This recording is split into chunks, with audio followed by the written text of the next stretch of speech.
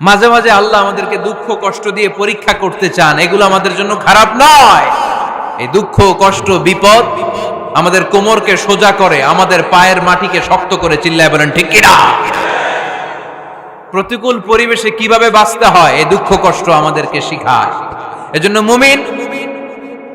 মুমিন বান্দার বৈশিষ্ট্য হচ্ছে দুঃখ কষ্ট বেদনা জ্বালা এগুলোতে সে আপসেট হয় না, সে হাল ছেড়ে দেয় না, সে ভরসা রাখে একজনের উপর। চিল্লায় বলতে হবে তিনি কে?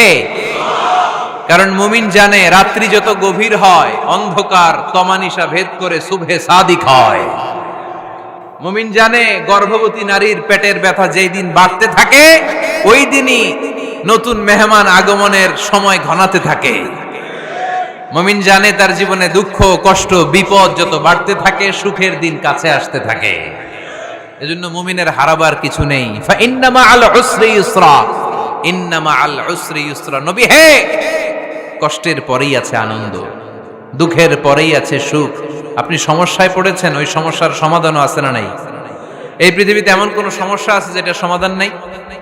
কথা বলেন। সমস্যা তৈরি করেছে কে? আবার সমাধানও দিয়েছে কে? Allah doesn't create a lock without its key. Allah কখনো চাবি না বানাইয়া ওইটার তালা বানায় নাই। কথা কন।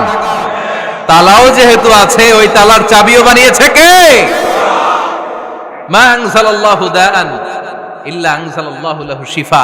আল্লাহ দুনিয়ায় এমন কোন রোগ পাঠায় নাই যেই রোগের ঔষধ বানায় নাই, এমন কোন রোগ নাজিল করে নাই যেই রোগের কোন চিকিৎসা বানায় নাই, হয়তো সেটা আবিষ্কার হয় নাই। অনেকে ক্যান্সারের কথা বলতে পারেন যে হুজুর ক্যান্সার এমন রোগ, এই ক্যান্সার তার নাই কোনো অ্যানসার, কিন্তু বিজ্ঞানীরা বলতেছে এটারও অ্যানসার আবিষ্কৃত হচ্ছে।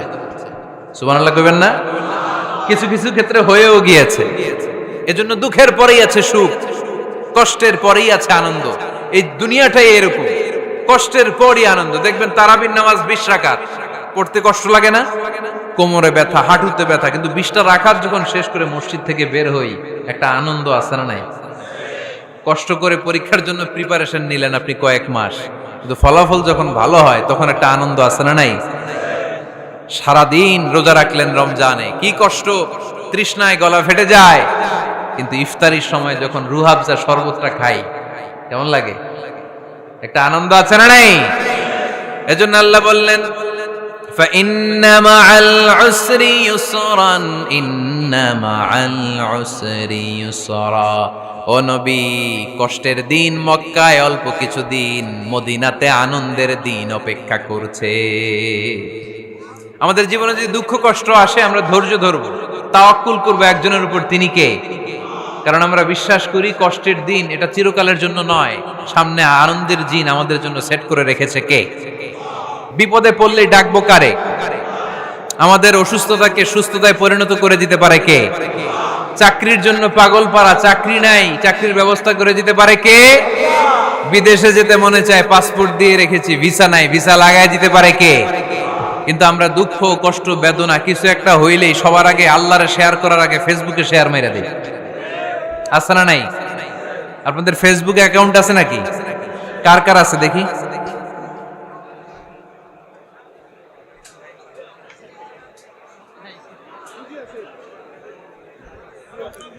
আছে আছে।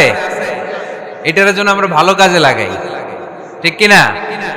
আপনি চাইলেই এমন ভাবে ফেসবুক ফ্রেন্ড লিস্ট করতে পারেন যারা ভালো ভালো জিনিস শেয়ার করে, যারা মোটিভেশনাল জিনিস শেয়ার করে, ইসলামের পক্ষে কথা বলে। আপনার এক একটা শেয়ারে অনেকের জীবন বেঁচে যেতে পারে, ঠিক কিনা? একজন মুমূর্ষ রোগীকে বাঁচাতে রক্তের প্রয়োজন, রক্তের গ্রুপ এ পজিটিভ।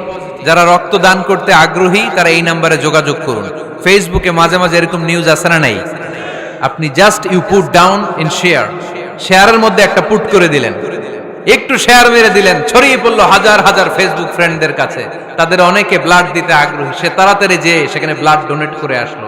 আপনার একটা শেয়ারের কারণে বেঁচে গেল অনেকগুলো প্রাণ। চিল্লা এখন ঠিক কিনা? রক্তদানের মতো শ্রেষ্ঠ ইবাদত হতে পারে? আমরা মনে করি শুধু জিকিরি ইবাদত, আমরা মনে করি শুধু নামাজি ইবাদত। রক্তদান, এক ব্যাগ রক্ত থেকে অনেক মানুষকে বাঁচানো যায়। এর মধ্যে আছে হিমোগ্লোবিন, এর মধ্যে আছে প্লাটিলেট, আছে প্লাজমা, রক্তে একটা উপাদান আছে প্লাজমা, নাম শুনছেন? আগুনে পোড়া রোগীকে বাঁচাতে এই প্লাজমা লাগে। হসপিটালের বার্ন ইউনিটে যেয়ে দেখবেন মানুষ কিভাবে চিল্লায়। নুসরাত নামে একটা মেয়ে মারা গেল না, এক বদমাইশের কবলে পড়ে মারা গেল না? তাকে আগুন জ্বালিয়ে দেয়া হয়েছিল তার গায়ে, তার প্লাজমা গুলো জ্বলে গিয়েছিল। আগুনে পোড়া রোগীর যে কি কষ্ট, একটু দেখার জন্য হসপিটালের বার্ন ইউনিটে যাবেন, দেখবেন যে কি কষ্টে আছে তারা। এই প্লাজমা গুলোকে অনেক সেন্টিগ্রেড তাপমাত্রা নামিয়ে ঠান্ডা করে দেহে পুশ করা হয়। আপনার এক ব্যাগ রক্ত থেকে প্লাজমা আলাদা করা হবে, প্লেটলেটস আলাদা করা হবে, হিমোগ্লোবিন আলাদা করা হবে, শ্বেতকণিকা, লোহিত কণিকা আলাদা করে অনেকগুলো মানুষ বেঁচে যাবে। এজন্য ফেসবুক থাকাটা দোষের কিছু না, তবে ভালো কাজে আমরা ব্যবহার করব, ঠিক কিনা? আপনার ফেসবুক শেয়ারিং আপনার জান্নাতি বানাতে পারে, আর আপনার ফেসবুক শেয়ারিং আপনার জাহান্নামের লাকড়ি বানাতে পারে। চিল্লায় বলেন ঠিক কিনা? So the decision is yours. সিদ্ধান্ত আপনাকে নিতে হবে, আপনি কিভাবে করবেন। যে কোনো বিপদে ওয়া ইলা রাব্বিকা ফারগাব, কোনো দিকে মনোনিবেশ না করে কার দিকে মনোনিবেশ করব? যে কোনো বিপদ আপদ ফেসবুকে শেয়ার করার আগে শেয়ার করব কার কাছে? আমাদের যার যা লাগে আল্লাহ সবও যদি দিয়ে দেয়, আল্লাহর ধনভাণ্ডারের 1 ইঞ্চিও কমবে? হাদিসে কুদসিতে আল্লাহ বললেন, লাউ আন্না আউওয়ালাকুম ওয়া আখিরাকুম ওয়া ইনসাকুম ওয়া জিন্নাকুম, পৃথিবীর সব জিন, পৃথিবীর সব মানুষ বিশাল মরুভূমিতে দাঁড়িয়ে যদি আমার কাছে চাইতে শুরু করে, আল্লাহ এটা দাও, ওটা দাও, ওটা দাও, আমি আল্লাহ তোমাদের সব চাহিদাও যদি মিটিয়ে দেই, আমি আল্লাহর ধনভাণ্ডারের 1 ইঞ্চিও কমবে না। এজন্য চাইবো কার কাছে? বিপদে আপদে ভরসা করব কার কাছে? আর অবসরগুলোকে কাজে লাগানোর দরকার আছে না নাই? স্বাবলম্বী হওয়ার চেষ্টা করার দরকার আছে না নাই? ফা ইন্নামা আল উসরি ইউসরা, ইন্নামা আল উসরি ইউসরা। নবী হে, কষ্টের পরেই আছে সুখ, দুঃখের পরেই আছে আনন্দ। সব সময় মানুষের সময় একরকম কাটে না। এজন্য আমরা তাওয়াক্কুল করতে চাই একজনের উপর, তিনি কে? বিশ্বনবী বলেন, লিকুল্লি নবিয়্যিন দাওয়া মুস্তাজাবা। এই দুনিয়াতে সব নবীদের একটা করে মুস্তাজাবুদ দাওয়া আছে। আল্লাহ বলেছে, ও নবী, একটা করে স্পেশাল দোয়া করার সুযোগ পাবা, দোয়াটা করা মাত্রই কবুল করে নেব। বিশ্বনবী বললেন, এই পৃথিবীর বুকে যত নবী রাসূল দুনিয়ায় এসেছে, সব নবীরা তাদের স্পেশাল দোয়া দুনিয়ায় করে ফেলেছে, ইল্লা আনা, কিন্তু আমি করি নাই। বিশ্বনবী বললেন, ওয়া ইন্নী আখতাবিউ দাওয়াতি শাফাআতান লি উম্মতি ইয়াউমাল কিয়ামাহ। আমি আমার স্পেশাল দোয়াটা করি নাই, আমার স্পেশাল দোয়াটা আমি আমার গুনাহগার উম্মতকে বাঁচানোর জন্য কিয়ামত পর্যন্ত রেখে দিয়েছি। আমরা যেদিন বিপদে পড়ে যাব, যেদিন আমার আব্বা আমারে চিনবে না, আমি আমার আব্বারে চিনব না, নেতা তার কর্মীরে চিনবে না, কর্মী নেতারে চিনবে না, ঠিক কি না? পীর সাহেব মুরিদরে চিনবে না, মুরিদ পীর সাহেবরে চিনবে না, স্বামী তার স্ত্রীরে চিনবে না, স্ত্রী তার স্বামীরে চিনবে না। নবী থেকে শুরু করে, অলি থেকে শুরু করে, শহীদ থেকে শুরু করে, সবার মুখে একটাই জিকির, ইয়া নাফসি ইয়া নাফসি ইয়া নাফসি। আকাশের সূর্যটা যেদিন মাথার কাছে চলে আসবে, জমিনটা তামার জমিন হয়ে যাবে, সূর্যের তাপে মাথার মগজগুলো ভাতের মাড়ের মতো গলে গলে নাকের ছিদ্র কানের ছিদ্র দিয়ে টপ টপ করে বেয়ে বেয়ে নিচে পড়বে। ওই কঠিন দিনে কেউ কাউরে চিনবে না। বিষ্ণু বললেন, ওই দোয়াটা আমি দুনিয়ায় করি নাই, আমি বদরের যুদ্ধে মার খেয়েছি, উহুদের যুদ্ধে দাঁত ভেঙেছি, আমি না খেয়ে পেটে পাথর বেঁধেছি। আমি যদি ওই দিন দোয়া করতাম, আল্লাহ দোয়া কবুল করে নিত, জান্নাতি খাবার দিয়ে দিত, আমার মায়ের খাওয়া লাগতো না, তায়েফে আমার রক্ত ঝরতো না, দোয়া করলেই কবুল। কিন্তু ওই দোয়াটা আমি দুনিয়ায় করি নাই, ওই দোয়াটা আমার জন্য, আপনার জন্য, আমাদের জন্য বিশ্বনবী জমা রেখে দিয়েছে। এজন্য বিশ্বনবীর চিন্তা আর আমাদের চিন্তা এক চিন্তা না, বিশ্বনবীর পুরা উম্মতের চিন্তা।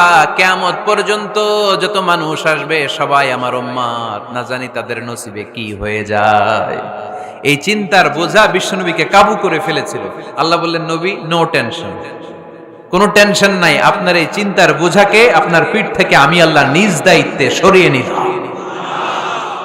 এজন্য আল্লাহ বললেন, আলাম নাশরাহ লাকা সাদরাকা ওয়া ওয়াদা'না আনকা বিজরাক আল্লাযী আনকাদা যাহারাক।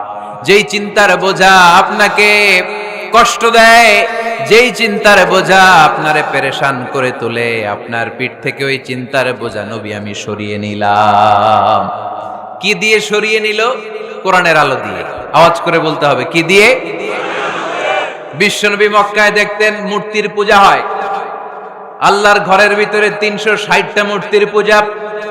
বিশ্বনবী দেখতে পেলেন দুর্বলের উপরে সবলের অত্যাচার। বিশ্বনবী দেখতে পেলেন নারীদেরকে অত্যাচার করা হয়। কন্যা সন্তান হলে বাবা তার মেয়েটাকে নিয়ে জঙ্গলের ভেতরে ঢুকে কিংবা মরুভূমির ভেতরে যে জীবিত দাফন করে দেয়। ওয়াইদাল মাউউদাতু সুইলাত ওয়াদুল বানাত। বিশ্বনবী এগুলো দেখতেন চারপাশে। দেখে এই পথহারা জাতিকে কিভাবে উদ্ধার করবেন, কি দিয়ে উদ্ধার করা যায়, এই টেনশনে বিশ্বনবীর পিঠ বাঁকা হয়ে গিয়েছিল। উপমা বাঁকা হয়ে গিয়েছিল। বিশ্বনবী সব সময় পেরেশান থাকতেন। আল্লাহ বললেন, নবী টেনশনের দরকার নাই, হেরা গুহায় এমন একটা নূরের আলো দিয়ে আমি আপনারে আলোকিত করব, যার মাধ্যমে সব পেরেশানি দূর হয়ে যাবে। ألم نشرح لك صدرك ووضعنا عنك وزرك الذي أنقض ظهرك। আপনাকে পেরেশান বানিয়ে দেয় এরকম সব চিন্তার বোঝা আমি আল্লাহ সরিয়ে নিলাম। সুবহানাল্লাহ। আল্লাহ আমাদের সবাইকে কথাগুলো বুঝার ও আমল করার তৌফিক দান করুক। আমরা পড়ি আমিন।